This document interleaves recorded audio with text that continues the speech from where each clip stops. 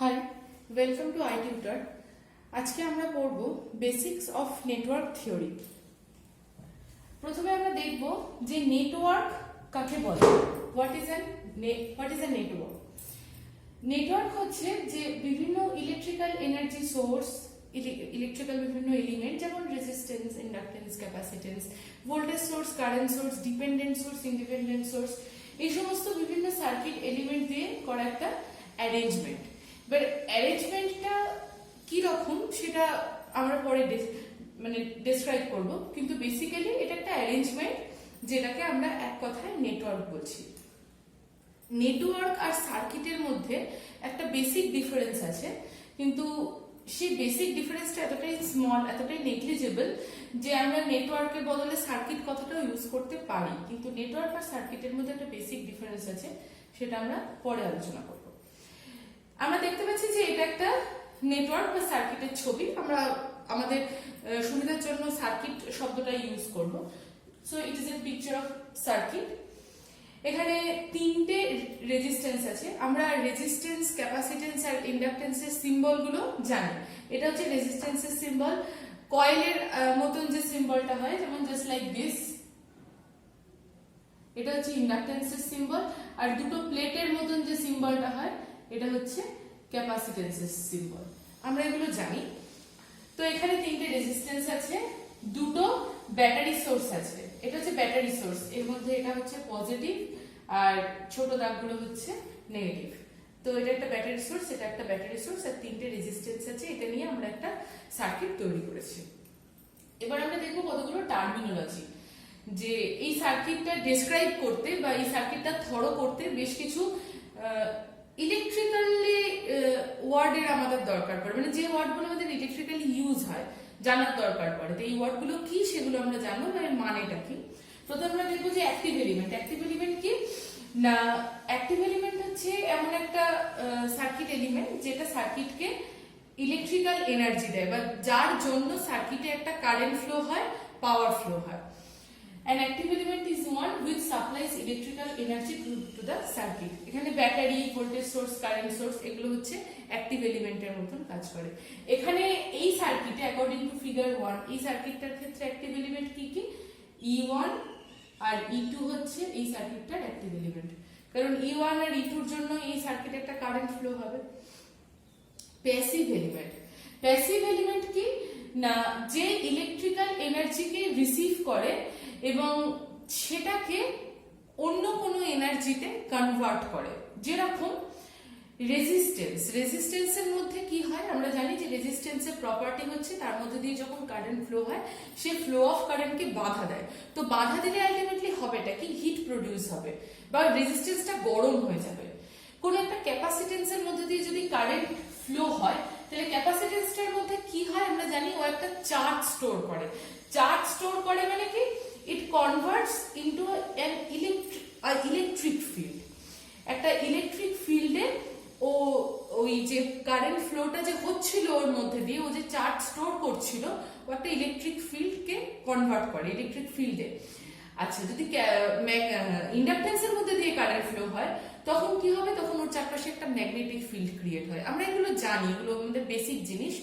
একটা ইন্ডাকট্যান্সের মধ্যে কারেন্ট গেলে ম্যাগনেটিক ফিল্ড তৈরি হয়, ক্যাপাসিট্যান্সের মধ্যে দিয়ে কারেন্ট গেলে চার্জ স্টোর হয় বা ইলেকট্রিক ফিল্ড প্রডিউস হয়, আর রেজিস্ট্যান্সের মধ্যে দিয়ে কারেন্ট গেলে ও হিট জেনারেট করে, it converts it into heat energy. তাহলে প্যাসিভ এলিমেন্ট হচ্ছে এগুলো। তো রেজিস্ট্যান্স, ইন্ডাকট্যান্স, ক্যাপাসিট্যান্স হচ্ছে প্যাসিভ এলিমেন্ট। এখানে এই সার্কিটের প্যাসিভ এলিমেন্ট কি, এই সার্কিটে তিনটে প্যাসিভ এলিমেন্ট আছে। তিনটেই অবশ্য রেজিস্ট্যান্স, কিন্তু এখানে তিনটে প্যাসিভ এলিমেন্ট আছে। তার তিনটে নাম হচ্ছে R1, R2 আর R3। Node. A node of a network is an equipotential surface at which two or more circuit elements are joined. Equipotential surface কথাটা কেন লেখা হচ্ছে বা বলা হচ্ছে সেটা বলছি। তার আগে আমরা বেসিক ধারণাটা হচ্ছে, নোড হচ্ছে একটা পয়েন্ট যেখানে দুটো বা দুটোর বেশি সার্কিট এলিমেন্ট জয়েন হয়। যেরকম এতে কটা সার্কিট এলিমেন্ট আছে, একটা রেজিস্ট্যান্স আছে আর একটা ব্যাটারি সোর্স আছে R1 আর E1, এই দুটো সার্কিট এলিমেন্ট আছে এইতে, তাহলে এই একটা নোড। বি তে কটা সার্কিট এলিমেন্ট আছে R1 R2 R3, তিনটে রেজিস্ট্যান্স জয়েন আছে। সি তে কটা সার্কিট এলিমেন্ট আছে R1 R2 এন্ড E2, এই দুটো সার্কিট এলিমেন্ট আছে। E2 হচ্ছে একটা ব্যাটারি সোর্স, R1 R2 হচ্ছে একটা রেজিস্ট্যান্স। তাহলে এখানে A B C D, D তে E1 E2 R3, এই তিনটে সার্কিট এলিমেন্ট জয়েন হয়েছে। তাহলে এগুলো হচ্ছে এক একটা নোড। তাহলে according to this circuit A B C D চারটেই হচ্ছে নোড। কিন্তু ইকুইপোটেনশিয়াল সারফেস কথাটা কেন লেখা হয়েছে? এখানে D একটা নোড, ডিটা কিন্তু শুধুমাত্র এই পয়েন্টটা না, এই পুরো জায়গাটা জুড়েই নোডটা কিন্তু ডি। কেন না, এই জায়গাটাকে বেসিক্যালি গ্রাউন্ড করা হয়েছে, তাই তো? সার্কিটের শেষটাই তো গ্রাউন্ড হয়। এবং এইখানে কিন্তু আর কোনো এলিমেন্ট নেই, এখানে কোনো রকম ইন্ডাকটেন্স, রেজিস্ট্যান্স, ক্যাপাসিটেন্স কিচ্ছু নেই, এখানে শুধু একটা তার আছে। এবার তারের মধ্যে তারের মেটেরিয়ালটার জন্য যে পরিমাণ রেজিস্ট্যান্স আছে সেটা নেগলিজেবল, আমরা ধরি না, সেটা বাদ দিয়ে আর কোনো কিন্তু এলিমেন্ট এখানে নেই, আমরা দেখতে পাচ্ছি না। তার মানে এটা পুরোটাই একটা নোড, তার কারণ এই পুরোটাই হচ্ছে ডি, পুরোটাই গ্রাউন্ড। এখানেও ওর বিভব বা পোটেনশিয়াল জিরো, এখানেও তাই, এখানেও তাই, এখানেও তাই, পুরোটাই একটা নোড ডি। তাই এখানে ইকুইপোটেনশিয়াল সারফেস কথাটা বলা হচ্ছে। ইকুইপোটেনশিয়াল মানে হচ্ছে যার পোটেনশিয়াল, যার বিভব পুরো জায়গাটা জুড়ে সমান, তাই এই পুরোটা একটা নোড। এরকম পরবর্তী যে সমস্ত সার্কিটগুলো আমরা দেখব সেখানে যদি কোনো এলিমেন্ট না থাকে, এরকম একটা তার থাকে, পুরোটাকেই আমরা একটা নোড ধরতে পারি। কিন্তু এক্ষেত্রে এ আর বি, এখানে এ আর বির মাঝখানে কিন্তু একটা রেজিস্ট্যান্স আছে, এর একটা মান আছে, ধরো 2 ohm, 3 ohm, 5 ohm, kilo ohm, mega ohm, যাই হোক না কেন। তাহলে এই রেজিস্ট্যান্সটার জন্য তো এখানে একটা ভোল্টেজ ড্রপ হবে, তাই এর যা ভোল্টেজ আর বি এর যা ভোল্টেজ নিশ্চয়ই সে দুটো সমান হবে না।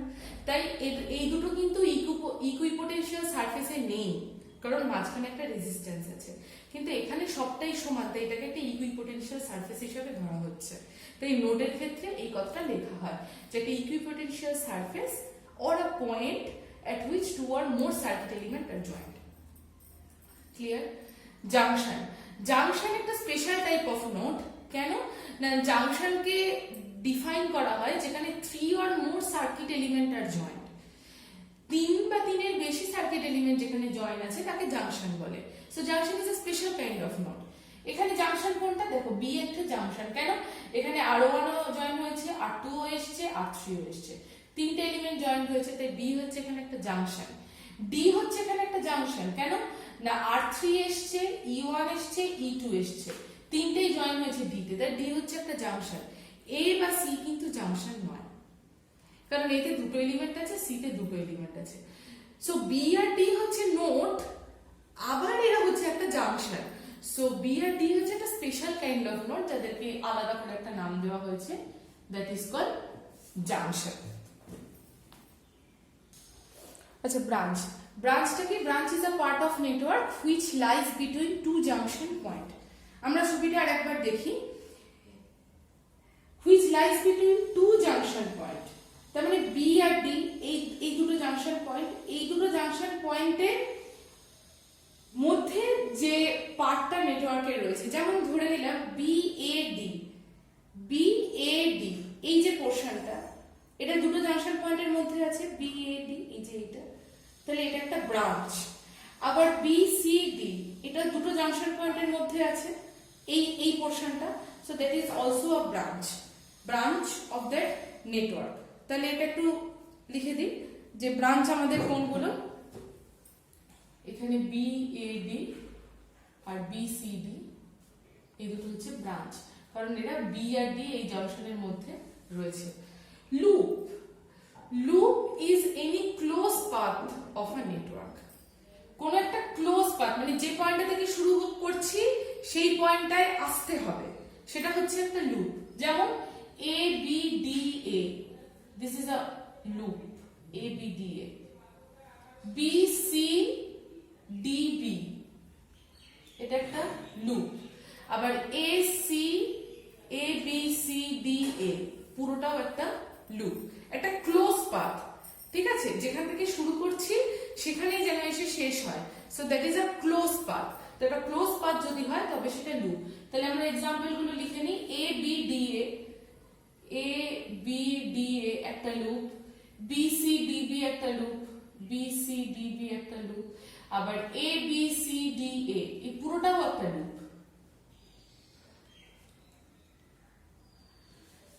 ক্লোজ একটা path.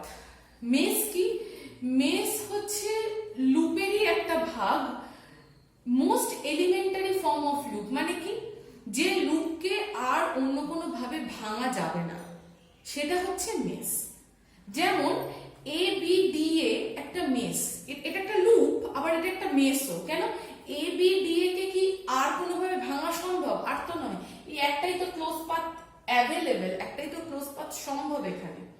So A B D A একটা mesh, B C D B এটা একটা মেস, কারণ এটাকে তো আর ভাঙা সম্ভব নয়, এটা হচ্ছে একদম এলিমেন্টারি একটা লুপ।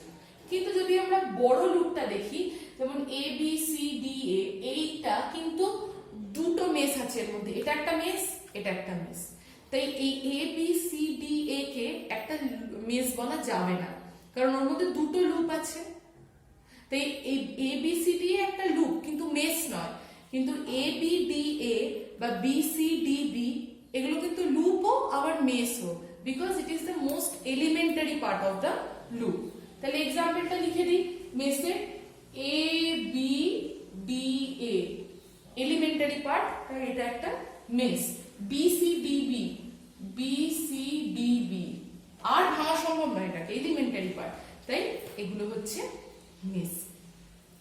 এই টার্মিনোলজি গুলো আমাদের মোটামুটি জানলেই হবে একটা নেটওয়ার্ককে থরো করার জন্য বা পড়ার জন্য। এবার আমরা দেখব ভোল্টেজ সোর্স। আমরা এতক্ষণ ধরে দেখছিলাম, আমরা বারবার বলছিলাম যে E1 E2 এই দুটো হচ্ছে সোর্স, ব্যাটারি সোর্স, কারণ এরা হচ্ছে ভোল্টেজ। এদের জন্য এই সার্কিটের মধ্যে একটা কারেন্ট ফ্লো হয় বা পাওয়ার ফ্লো হয়।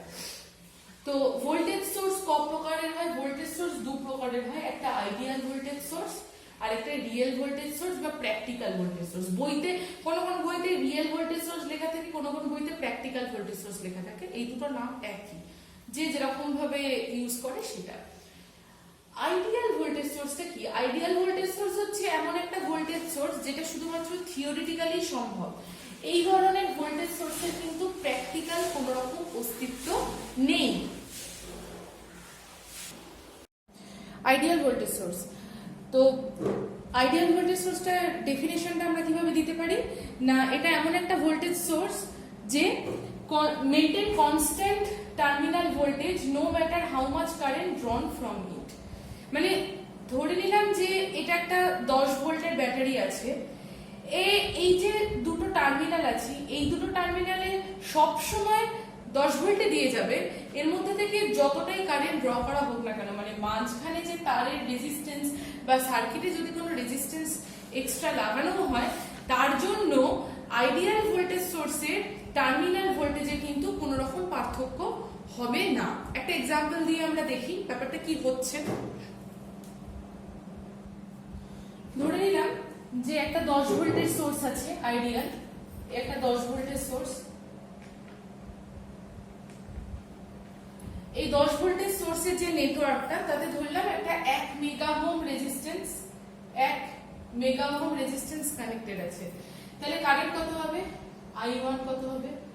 V by R 10 by 1 mega ohm, mega ohm মানে 10 টু দি পাওয়ার 6। আমরা জানি I equals to V by R, we all know that.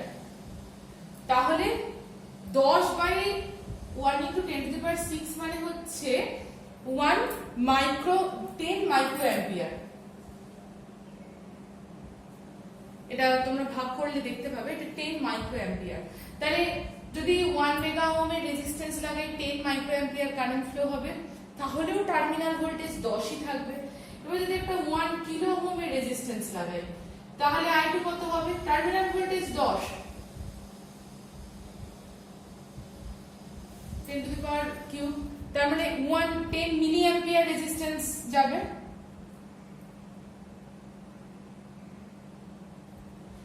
এবার যদি একটা 0.01 ওহমের একটা রেজিস্ট্যান্স আমি লাগালাম, টার্মিনাল ভোল্টেজ 10, তাহলে I3 কত হবে 1000 অ্যাম্পিয়ার। একই তোমার বেস মানে সোর্স ভোল্টেজের জন্য মানে 10 ভোল্টের জন্য আমাদের কারেন্ট রেজিস্ট্যান্সের পার্থক্য, আমাদের কারেন্ট পার্থক্য হচ্ছে, একবার 10 মাইক্রো অ্যাম্পিয়ার, একবার 10 মিলি অ্যাম্পিয়ার, একবার 1000 অ্যাম্পিয়ার কারেন্ট যাচ্ছে। তো এইরকম একটা তার, এমন একটা সার্কিটের ওয়্যার পাওয়া তো অসম্ভব যে এরকম 3-4 রকমের ডিফারেন্ট কারেন্ট ফ্লো করতে পারবে, তা নয়। সার্কিটের একটা মানে তারের একটা নির্দিষ্ট লিমিট থাকে, তার যার মধ্যে দিয়ে অত পরিমাণ কারেন্টই ফ্লো করতে পারে। তার বেশি হয়ে গেলে তারটা গলে যাবে, নষ্ট হয়ে যাবে, পুড়ে যাবে, ভেঙে যাবে, পুড়ে যাবে বেসিক্যালি।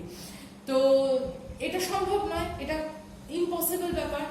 তাই আইডিয়াল ভোল্টেজ সোর্সটাও একটা শুধুমাত্র থিওরিটিক্যাল কনসেপ্ট, প্র্যাকটিক্যালি কখনোই সম্ভব নয় যে ওর যা টার্মিনাল ভোল্টেজ আর যা সোর্স ভোল্টেজ এটা কখনোই এক হয় না। তার কারণ ভেতরে সার্কিটে অনেক রেজিস্টিভ লস থাকে, সেই কারণে সেম টার্মিনাল ভোল্টেজ আর সোর্স ভোল্টেজ কখনোই সম্ভব নয়। নিয়ার অ্যাবাউট সেম হতে পারে, কিন্তু অ্যাপ্রক্সিমেটলি পুরোপুরি ভাবে সেম সেটা হয় না। এবার আমরা দেখব রিয়েল ভোল্টেজ সোর্স বা practical voltage source. Real voltage সোর্সে ঠিক এই কনসেপ্টটা ইউজ করা হয়, যেটা আমি বললাম এক্ষুনি, যে সোর্স ভোল্টেজ এবং টার্মিনাল ভোল্টেজ কখনো এক হয় না, তার মাঝখানে একটা স্মল রেজিস্টিভ ড্রপ থাকে। সেই স্মল রেজিস্টিভ ড্রপটাকে আমরা কিভাবে দেখতে পারি? স্মল রেজিস্টিভ ড্রপটাকে আমরা দেখতে পারি এইখানে যদি একটা ইন্টারনাল রেজিস্ট্যান্স কানেক্টেড থাকে। তো যদি একটা ইন্টারনাল রেজিস্ট্যান্স কানেক্টেড থাকে সিরিজে জাস্ট অ্যাজ আরএস, তাহলে এর মধ্যে দিয়ে একটা কারেন্ট ফ্লো হবে, এবং এর মধ্যে দিয়ে কারেন্ট ফ্লো হওয়ার ফলে যদি আমি সার্কিটটা আরেকবার আঁকি, এখানে 10 ভোল্ট, এখানে আরএস, এটা হচ্ছে টার্মিনাল ভিএবি। আচ্ছা, এটা হচ্ছে 10 ভোল্ট, এর মধ্যে দিয়ে একটা সাপোজ কারেন্ট ফ্লো হচ্ছে আই। তাহলে এখানে যদি আমি লুপ ইকুয়েশনটা লিখি তাহলে কি হবে? 10 volt 10 minus RS into I equals two VAB। Loop equation এইটাই হয়। তো তার মানে কি RS ইন্টু I, এইখানে তো একটা ভোল্টেজ ড্রপ হবে, এখানে সাপোজ একটা ভোল্টেজ ড্রপ হবে যাকে আমরা V ড্যাশ ধরলাম। তাহলে এই 10 volt minus V dash equals to হবে VAB, কারণ ভোল্টেজ ড্রপ হচ্ছে। তাহলে VAB টার্মিনালের অ্যাক্রসে ভোল্টেজ মানে হবে 10 মাইনাস V ড্যাশ। এই যে ভোল্টটা এটা হচ্ছে টার্মিনালের অ্যাক্রসে ভোল্ট, এখানে একটা ভোল্টেজ ড্রপ হবে। এটা হচ্ছে রিয়েল ভোল্টেজ সোর্স বা প্র্যাকটিক্যাল ভোল্টেজ সোর্স না, যেখানে কখনোই সোর্স ভোল্টেজ এবং লোড ভোল্টেজ বা টার্মিনাল ভোল্টেজ সমান হয় না, একটা সামান্য ভোল্টেজ ড্রপ থাকে। এইবার এই আরএসটা যত কম হবে, যত ছোট হবে, এই ভোল্টেজ ড্রপটা তত কম হবে। আরএস এর ভ্যালু কম মানে কি? ও কারেন্টকে কম বাধা দেবে, ভোল্টেজটা ড্রপ কম হবে। এখানে যত কম ড্রপ হবে এই ভিএবিটা তত 10 ভোল্টের কাছাকাছি থাকবে। মানে সাপোজ যদি এখানে 1 ভোল্ট ড্রপ হয়, তাহলে ভিএবি কি হবে? 10 মাইনাস 1 9 ভোল্ট। আরো যদি কম ড্রপ হয়, যদি 0.5 ভোল্ট ড্রপ হয়, তাহলে 9.5 ভোল্ট, মানে আরো কাছাকাছি, অ্যাপ্রক্সিমেটলি টু সোর্স ভোল্টেজ, কিন্তু কখনোই সোর্স ভোল্টেজের সমান হতে পারে না। এটাই রিয়েল ভোল্টেজ সোর্স মানে হচ্ছে এটাই।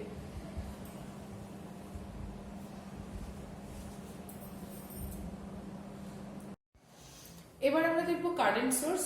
কারেন্ট সোর্সও দু ধরনের হয়, একটা আইডিয়াল কারেন্ট সোর্স আর একটা প্র্যাকটিক্যাল বা real current source. Ideal current source কি? An ideal current source will supply the same current to any resistance connected to the terminal. Constant একটা কারেন্ট দেবে, মানে টার্মিনালে যতই রেজিস্ট্যান্স কানেক্ট করা হোক না কেন, সার্কিটে যাই হোক না কেন, ও কিন্তু একটা কনস্ট্যান্ট কারেন্ট ফ্লো করবে। যেমন একটা আইডিয়াল ভোল্টেজ সোর্সে আমি বলেছিলাম ও একটা কনস্ট্যান্ট টার্মিনাল ভোল্টেজ দেবে, এও সার্কিটে যাই হয়ে যাক না কেন ও একটা কনস্ট্যান্ট কারেন্ট সোর্স দেবে, কারেন্ট ফ্লো করবে সার্কিটে। এটাও পুরোপুরি একটা থিওরিটিক্যাল কনসেপ্ট, এটার প্র্যাকটিক্যালে কোনো রকম কোনো অস্তিত্ব নেই। তো দুটো প্রবলেম দিয়ে আমরা দেখি যে এই জিনিসটা কিরকম হয়। তো যদি 1 অ্যাম্পিয়ারের একটা কনস্ট্যান্ট কারেন্ট সোর্স হয় এবং আমরা যদি সার্কিটে বিভিন্ন ধরনের লোড রেজিস্ট্যান্স কল্পনা করি, তাহলে আমরা দেখতে পাবো যে টার্মিনাল ভোল্টেজটা চেঞ্জ হচ্ছে, কিন্তু কনস্ট্যান্ট কারেন্ট সোর্স বা একটা কনস্ট্যান্ট কারেন্টই সবসময় ফ্লো করিয়ে যাবে সার্কিটে। যেরকম ধরে নিলাম 1 অ্যাম্পিয়ারের কারেন্ট সোর্স আছে, ধরলাম প্রথম লোডটা হচ্ছে 10 ওহমের, 10 ওহমের একটা রেজিস্ট্যান্স আছে, তাহলে আমরা জানি V = I * R, ঠিক আছে। তাহলে V1 কি হবে, 1 × 10 ভোল্ট, তাহলে আমরা একটা 10 ভোল্ট টার্মিনালে পাবো। আবার যদি আমরা লোড রেজিস্ট্যান্স চেঞ্জ করি, যদি আমরা 100 ওহম করি, তাহলে আমরা V2 কত পাবো, 1 অ্যাম্পিয়ার কারেন্ট সোর্স, 100 ওহম হচ্ছে লোড রেজিস্ট্যান্স, তাহলে টার্মিনালে ভোল্টেজ পাবো হচ্ছে আমরা 100 ভোল্ট। আমরা যে এরকম ভাবে লোড রেজিস্ট্যান্স চেঞ্জ করব, সেরকম ভাবে আমাদের টার্মিনাল ভোল্টেজ চেঞ্জ হবে, কিন্তু কারেন্ট সোর্সটা কনস্ট্যান্টই থাকবে। কনস্ট্যান্ট কারেন্ট সোর্স সবসময় ও 1 অ্যাম্পিয়ার কারেন্টই ফ্লো করে যাবে সার্কিটের মধ্যে দিয়ে। কিন্তু একটা রিয়েল কারেন্ট সোর্সের সঙ্গে একটা আইডিয়াল কারেন্ট সোর্সের পার্থক্য কোথায়, বলছে একটা রিয়েল কারেন্ট সোর্স হয় যে যেখানে কোনো ইন্টারনাল রেজিস্ট্যান্স থাকে। আমরা রিয়েল ভোল্টেজ সোর্সটা দেখেছিলাম যে একটা ভোল্টেজ সোর্সের সঙ্গে সিরিজে একটা রেজিস্ট্যান্স কানেক্টেড থাকে, একটা কারেন্ট সোর্সের সঙ্গে সবসময় প্যারালালে একটা ইন্টারনাল রেজিস্ট্যান্স থাকে। এখানে বলছে যে always has some internal resistance that causes current to drop if the voltage develop across the terminal. The internal resistance R is connected in parallel with the source, যেটা আমি বললাম, and the practical current source is a converse of practical voltage source। তার কারণ practical voltage source এ সিরিজে resistance লাগানো থাকে, আর practical current source এ সব সময় প্যারালাল রেজিস্ট্যান্স লাগানো থাকে। এই রেজিস্ট্যান্সটার মান যত বেশি হবে, তত কারেন্টটা এই লোডের কাছে বেশি পরিমাণে গিয়ে পৌঁছবে। ব্যাপারটা কি হলো, এই রেজিস্ট্যান্সটাকে অনেক সময় শান্ট রেজিস্ট্যান্সও বলা হয়ে থাকে, শান্ট রেজিস্ট্যান্সও বলা হয়ে থাকে। এই রেজিস্ট্যান্সটার ভ্যালু যদি বেশি হয়, তাহলে কি হবে, এটার মধ্যে দিয়ে কারেন্ট ফ্লো হবে না। অফকোর্স রেজিস্ট্যান্সের ভ্যালু বেশি মানে ও কারেন্টকে বেশি বাধা দেয়, তখন এর এই ব্রাঞ্চটার মধ্যে দিয়ে কারেন্ট আসতে চাইবে না।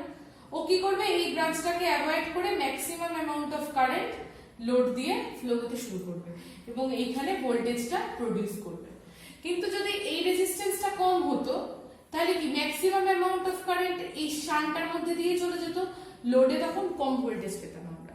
তাহলে যদি আমরা একটা কারেন্ট সোর্স ইউজ করি, তাহলে সবসময় তার ইন্টারনাল রেজিস্ট্যান্সটাকে হাই হতে হয়, যাতে আমরা লোডে আমাদের যে রিকোয়ার্ড ভোল্টেজটা সেটা আমরা পাই।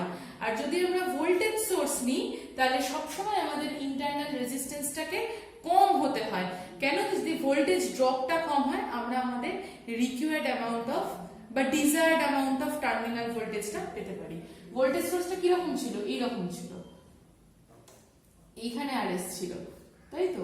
তো এই আরএস এর ভ্যালু যত কম হবে, আমরা টার্মিনালে তত ভালো লোড ভোল্টেজ পাবো, আর এই আরএস এর ভ্যালুটা যত বেশি হবে, আমরা টার্মিনালে তত ভালো আমাদের ডিজায়ার্ড ভোল্টেজটা পাবো, কারণ কারেন্টটা বেশি পরিমাণে এই আরএল এর মধ্যে দিয়ে যাবে। তাই সেই কারণেই বলা হচ্ছে যে একটা কারেন্ট সোর্স একটা ভোল্টেজ সোর্সের অপোজিট হয়, কনভার্স হয়। আমরা এবার দেখবো সোর্স কনভার্সন টেকনিক। একটা ভোল্টেজ সোর্সকে আমরা কিভাবে কারেন্ট সোর্সে নিয়ে যেতে পারি, আর একটা কারেন্ট সোর্সকে কিভাবে আমরা ভোল্টেজ সোর্সে নিয়ে যেতে পারি। এটা একটা ভোল্টেজ সোর্স, এই সিরিজে একটা রেজিস্ট্যান্স আছে আর, এর ইকুইভ্যালেন্ট কারেন্ট সোর্সটা হবে কি, একটা কারেন্ট সোর্স তার প্যারালালে একটা রেজিস্ট্যান্স আর। আর কারেন্ট সোর্সের ভ্যালু কি হবে, V/R, কারণ অ্যাকর্ডিং টু ওহমস ল আমরা জানি যে V = I * R, তাহলে I = V/R। তাহলে এই ভোল্টেজ সোর্সের ইকুইভ্যালেন্ট কারেন্ট সোর্সটার ভ্যালু হবে V/R, মানে এই ভোল্টেজ সোর্সের যে ভ্যালু আর এই রেজিস্ট্যান্সটার ভাগ, এবং এই রেজিস্ট্যান্সটাই এখানে প্যারালালে বসে যাবে, এবং ভাইস ভার্সা, মানে এটার থেকে এটাও সত্যি, এটার থেকে এটাও সত্যি। তো এভাবে আমরা একটা সোর্স কনভার্সন করতে পারি, একটা ভোল্টেজ সোর্স থেকে কারেন্ট সোর্স আর একটা কারেন্ট সোর্স থেকে ভোল্টেজ সোর্স। একটা অঙ্ক দিয়ে আমরা দেখি। এখানে একটা 1.6 মিলি অ্যাম্পিয়ারের কারেন্ট সোর্স আছে আর একটা 25 কিলো ওহমের রেজিস্ট্যান্স আছে। তো আমরা ওটাকে ভোল্টেজ সোর্সে ট্রান্সফার করব।